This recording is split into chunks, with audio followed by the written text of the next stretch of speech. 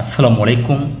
প্রতিযোগিতামূলক পরীক্ষায় আসা বেশ কয়েকটি ওয়ার্ড এবং তার সিনোনিম দেখব। এক্সহর্টেশন পরামর্শ, এক্সহর্টেশন পরামর্শ।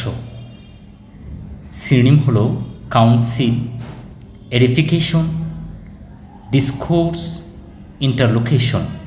আবার বলছি, কাউন্সিল, এডিফিকেশন, ডিসকোর্স, ইন্টারলোকেশন। যেমনটা আপনি পাশের চিত্রে দেখতে পাচ্ছেন, একজন অপরজনকে অ্যাডভাইস দিচ্ছে।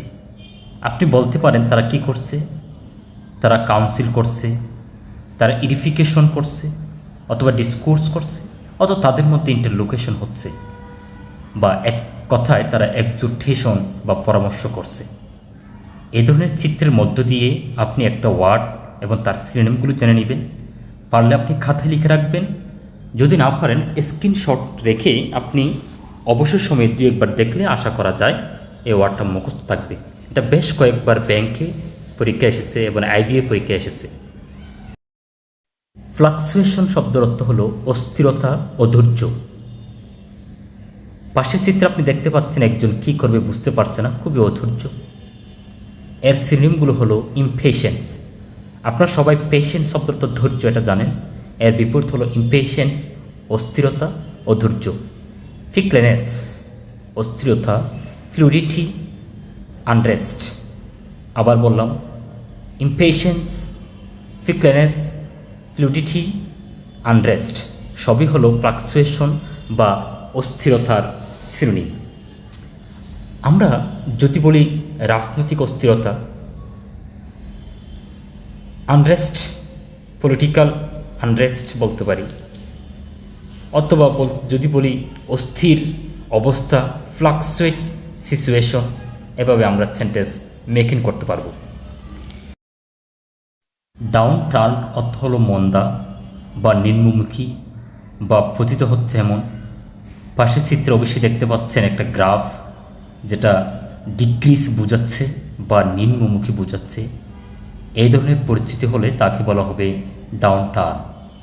এর সিনোনিমগুলো হলো recession, recession, slump, slump, fall back, fall back, throwback, throwback, retreat, retreat.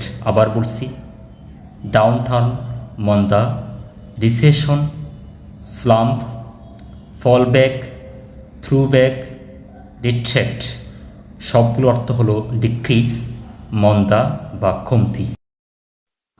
আর্ডুয়াস, আর্ডুয়াস অর্থ দুষ্কর, ইম্পসিবল বা অসম্ভব।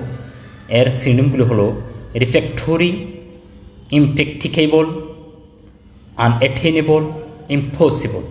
আবার বললাম, আর্ডুয়াস দুষ্কর, রিফ্র্যাক্টরি, ইমপ্র্যাকটিকেবল, আনঅ্যাটেইনেবল, ইম্পসিবল। প্রফিসিয়েন্সি দক্ষতা, প্রফিসিয়েন্সি দক্ষতা। পাশের চিত্রে দেখতে পাচ্ছেন একজন মানুষ অনেক বিষয়ে দক্ষ। প্রফিসিয়েন্সি এর সিনোনিমগুলো হলো নেক, নেক, ডেক্সটেরিটি, ডেক্সটেরিটি, ইফিসিয়েন্সি, ইফিসিয়েন্সি, অ্যাড্রয়েটনেস, অ্যাড্রয়েটনেস। আবার বলছি, প্রফিসিয়েন্সি এর সিনোনিমগুলো হলো নেক, dexterity, efficiency, efficiency, adroitness, adroitness. আসসালামু আলাইকুম।